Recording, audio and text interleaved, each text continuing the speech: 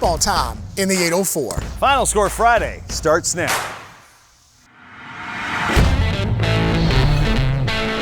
Final Score Friday season preview with Sports Director Lane Casadante and Sean Robertson. Sponsored by Richmond Pediatric Dentistry and Orthodontics and Loyalty Automotive. Good evening, everyone, and welcome to our 28th season of Final Score Friday here on CBS 6. Sean and I, over the next 30 minutes, are going to preview everything we have coming your way this fall at your home for high school football in Central Virginia. That's right. We're going to highlight the players, we're going to highlight the coaches, and the teams that will make an impact this year in our region. We're also going to take a look back at some former high school players that made their name known in this area, but are now playing on Sundays in the NFL. Before they get to that level, though, they got to get to the college level, and there are a number of players in this area who are going to some of the biggest names in the sport and will be playing on Saturdays next year. Here's a look at some of them.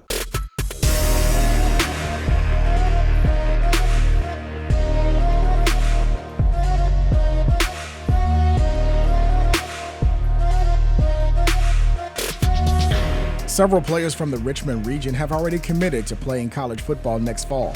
Trinity cornerback Cameron Fleming will play at Virginia Tech. Fleming chose the Hokies over schools such as Tennessee, Minnesota, North Carolina, and Florida State. Highland Springs athlete Taki Heath will join Fleming at Virginia Tech. Heath chose Tech over schools such as UVA, Maryland, and West Virginia. He was a first-team All-Region 5C selection on both offense and defense. Heath scored 10 touchdowns last season to include a sensational one-handed catch in the region final. Defensive back Braylon Johnson was another Springer that committed to Virginia Tech this past summer. Johnson picked the Hokies over schools such as South Carolina and Wake Forest. His dad, current Highland Springs head coach Lauren Johnson, played for the Hokies under Frank Beamer during the mid-90s. Highland Springs defensive end Miles Green did not follow his two teammates to Blacksburg. Green committed to the University of Virginia. He chose the Cavaliers over schools such as Virginia Tech, West Virginia, Duke, and Boston College. Miles' two older brothers also played at Highland Springs. Mike was an All-American lineman at James Madison, who is now with the Tampa Bay Bucks. Malcolm was a Region Defensive Player of the Year, who is now a junior at Clemson. Hermitage running back Jeremiah Coney announced earlier this summer he will play college football at Appalachian State next fall. Coney chose App State over three in-state schools, UVA, JMU, and ODU. Last season, Coney rushed for over 1,300 yards and 26 touchdowns as he was named the Region 5C Offensive Player of the Year. Douglas Freeman defensive end Jason Abbey is not going too far to play college football next fall as he committed to Virginia Tech. He chose the Hokies over Richmond, James Madison, among others. The Region 5C second-team selection recorded 89 tackles and 6 sacks last season for Freeman. Abbey was Tech's first in-state commit of the 2023 class. Collegians wide receiver and defensive back Christian Williams decided to stay in state and commit to Virginia Tech. The VISAA All-State selection chose the Hokies over ACC schools Boston College, Wake Forest, and Duke. Benedictine defensive end Joel Starlings committed to North Carolina earlier this summer. He chose the Tar Heels over UVA, Oklahoma, South Carolina, and West Virginia. Last season, he had 76 tackles, 10 for a loss, and 5 sacks for the Cadets, who reached the VISAA Division I title game. For Rhino wide receiver and defensive end Kavion Keys has several Power 5 offers from Virginia, Virginia Tech, USC, Penn State, among others. He recorded 70 tackles, 15 sacks, and was named first-team All-State on defense. Keys had a touchdown catch in Verona State Championship win over Broad Run last December. Trinity's Zahir Rayner is ranked as the #1 safety in Virginia by several scouting services. A VISAA first-team All-State selection has at least 24 offers from schools like Virginia Tech, Penn State, and Arkansas, along with several HBCU programs.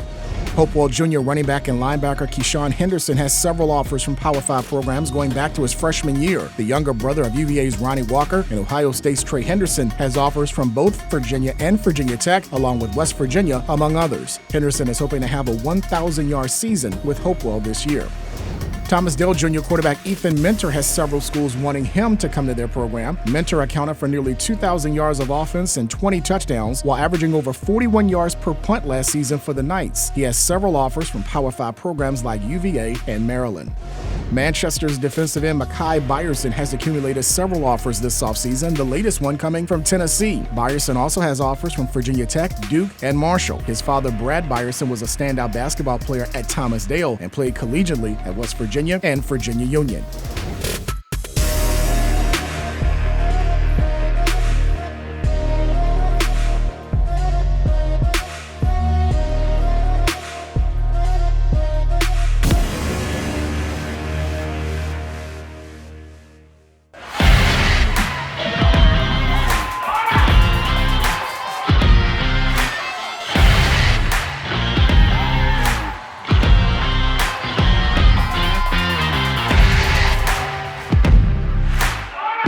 One of the things that makes high school football great is the rivalries. That one game which can divide a city, a county, a neighborhood, or even a family home. In the Richmond region, there are several, like the Tomato Bowl, the Coal Bowl, the Battle of Chester, and even the Battle of the East End.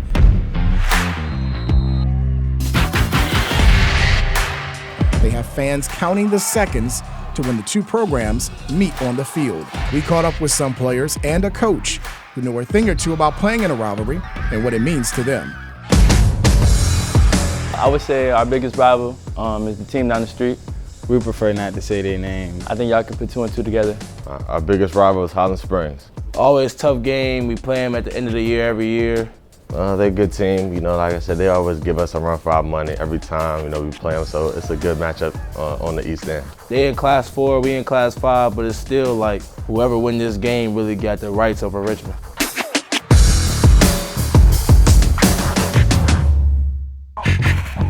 As of right now, it's Trinity Episcopal. #1 rivalry, Benedictine.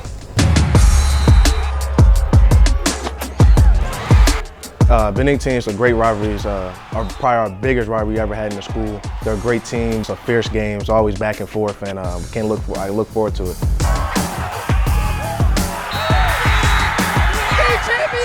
Came down to overtime, last play of the game, 2-point conversion, and we won the last play of the game. Defending state champs, baby, #1. We played them first game, August 27th. I think it's going to be another tough game. I think it's going to be like last year. It's going to come down to the last play of the game. And I think we'll come on top this year, for sure. We're going to beat them. We're going to beat them. But they're a great team, but we're going to beat them. That's it.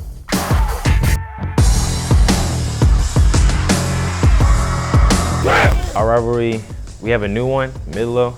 Because the first time they beat us in like 20 years, they had their whole student section rush the field. So we took that personally. We just want to get back at them.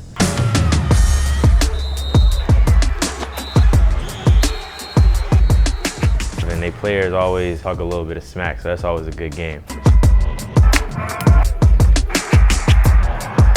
You know, like I said, I can still remember being 5, 6 years old up here in the stands watching the Dale Bird game, and you know, the excitement in the air, the fans, the loud cheering, the booing. It's almost like you feel like you're in a movie. The hair on the back of your neck standing up, your guts empty because you're nervous. And to move forward into my coaching career, it's always, no matter what our records are, the community rallies to that game, and it's bragging rights. They would almost rather win that game than win a state championship in some sense. People in the community, that's how much it's important to them.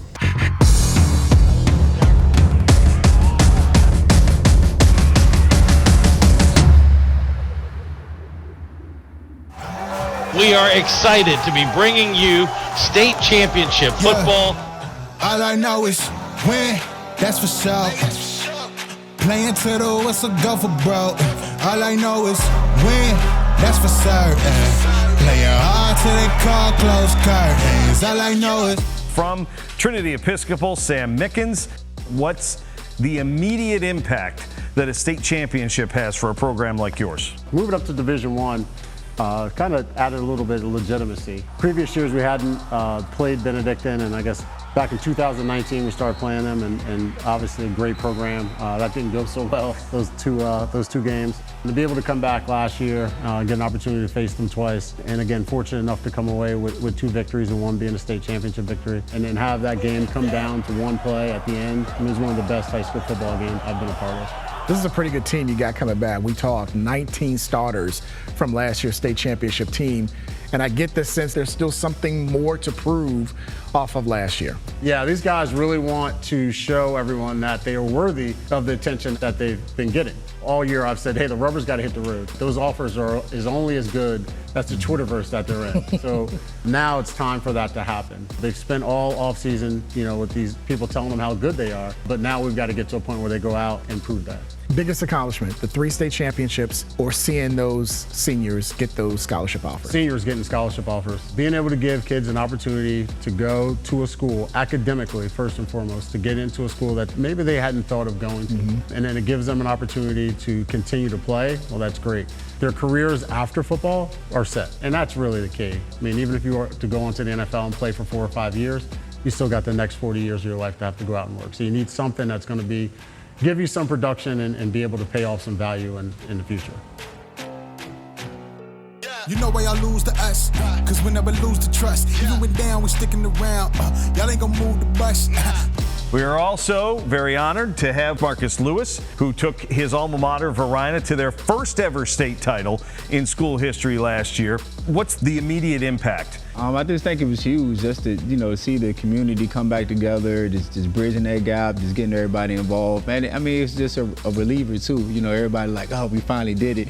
It was a dream come true, to be honest. But you had so many games throughout the season that came down to 7 points or less, even the state championship game. What was it about that team that they were able to pull out so many close games and not fold when the pressure got too high? I think it's how we practice. We practice for the moments, whether it's field goal, rushing them on the field, and putting them in game situation every time we can at practice, and it seemed like it just carried on to the field.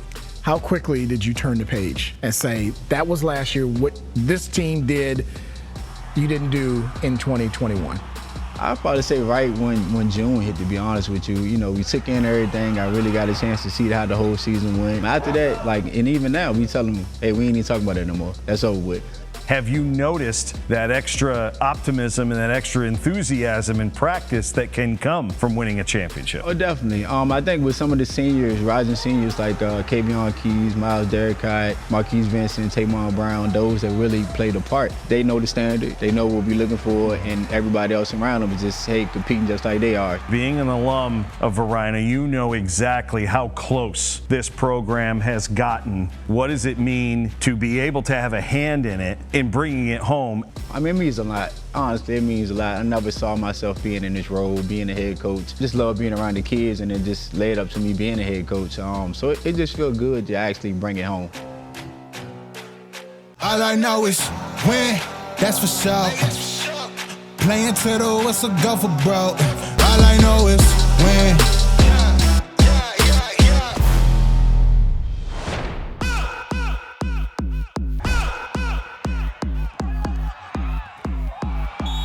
I've been on the football field since 3rd grade. I haven't missed a year since 3rd grade. I love doing it. Before you make plans to go to a high school game this fall, make sure you check your team's schedule. And that's due to the shortage of football officials in Central Virginia. Well, a lot of us will be working double duty. We'll be working Thursday night and Friday night now. And then that pushes the JV back to Wednesday night, even Tuesday night, some of them even Monday night. Danny Denton is the president of the association. The Central Virginia Football Officials Association provides officials for 64 different varsity programs in the area. And before the pandemic, their numbers were above 200. Now they are down around 160 members, and due to that shortage, they can't cover every game that would normally be played on Fridays. It's a full schedule. For a part-time job, it's not even a part-time job, it's almost voluntary. What goes into their training, why they love doing it, and why they need new recruits for next season. So they have to make 12 meetings a year. Also, we ask them to do 8, the first year people do 8 JV games a year, so that's maybe 1 a week. They can work more than that, but we ask them to do at least 1 a week to get the knowledge, get the training. And then the second year officials, they start working the varsity games, and they have to work JV and varsity combined about 8 games a year. It's a great fraternity, great people are in it, and people that love the game. And I would highly recommend it to anybody that wants to stay on the football field, that's been on the football field, and wants to stay in the game and want to give back to the game.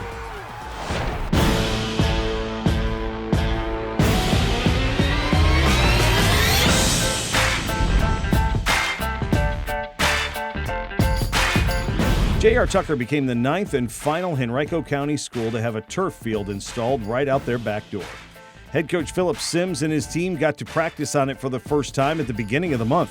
That was the first practice anyone on this team had at their own home field. It's been a long time coming. I know I'm excited. I know we've talked over and over again to the kids about having that excitement about we have a home now. During their school construction and during the pandemic, the Tigers were nomads, holding a majority of their practices at Glover Park in North Henrico and playing home games at Douglas Freeman's Field. Now the Tigers have their own home field and couldn't be prouder to start defending it this fall.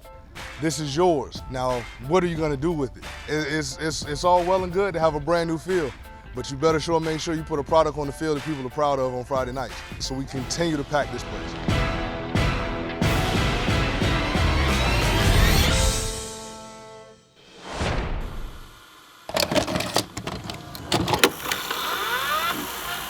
The winner would go to the playoffs and the loser would stay home. There are dozens of players that made it all the way to the NFL who got their starts right here on Final Score Friday. Here's a look at some of them. Russell Wilson began his career at Collegiate, where he did a little bit of everything for the Cougars, barely coming off the field. But it was his quarterback play which earned him 2 Metro Player of the Year awards as he threw for over 8,000 yards and 105 touchdowns, winning 2 state titles as a junior and senior. He was a third-round draft pick of the Seahawks and has a Super Bowl title, an NFL Man of the Year honor, was named Rookie of the Year, selected to 9 Pro Bowls, and will start under center this fall for the Broncos. Michael Robinson was the 2000 All-Metro Player of the Year at Varina and twice named All-State by the Associated Press. He amassed over 5,400 all-purpose yards for the Blue Devils in his career and scored 37 touchdowns. He also had over 200 tackles on defense and 18 interceptions as Varina won 4 straight regional championships with him in the lineup. I decided to attend University of Penn State and become an Indy Lion. Robinson was a 4th-round draft pick by the 49ers out of Penn State. He's also a Super Bowl champ and was named to a Pro Bowl. He also went on to found the Excel to Excellence program, which has helped hundreds of kids further their athletic and educational goals. Anthony Harris had to be talked into joining the team at LC Bird, but once he did, he led the Skyhawks to back-to-back undefeated regular seasons as a junior and senior. He played both quarterback and in the secondary and was named the best athlete Bird has ever produced by the Times-Dispatch. The Minnesota Vikings signed him as a free agent out of UVA in 2015. He stayed 6 years with the Vikings and now plays for the Philadelphia Eagles. He was the NFL's co-leader in interceptions in 2019. Morgan Moses was impossible to avoid on the field for the Meadowbrook Monarchs. In fact, his number 77 has been retired by the school in his honor. Moses was a 2-time All-District, Region, and State selection for the Monarchs and was a 3rd-round pick out of UVA by Washington in 2014. He received the Ed Block Courage Award in 2015, played for the Jets last year, and is now with the Baltimore Ravens. Antone Exum was one of the first big names the Deep Run program ever had. Playing on both sides of the ball, Exum accounted for over 2,300 yards of total offense and 30 touchdowns as a senior for the Wildcats, including 6 of those scores on punt and kick returns. He was named first-team All-Region and All-Metro and was a 6th-round pick of the Vikings out of Virginia Tech in 2014.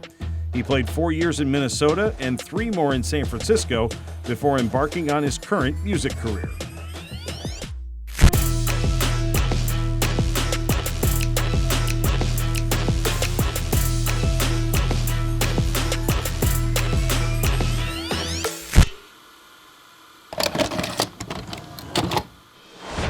Just a quick reminder, on Mondays, we will have our high school top 10 coaches poll with our good friends at 910 The Fan.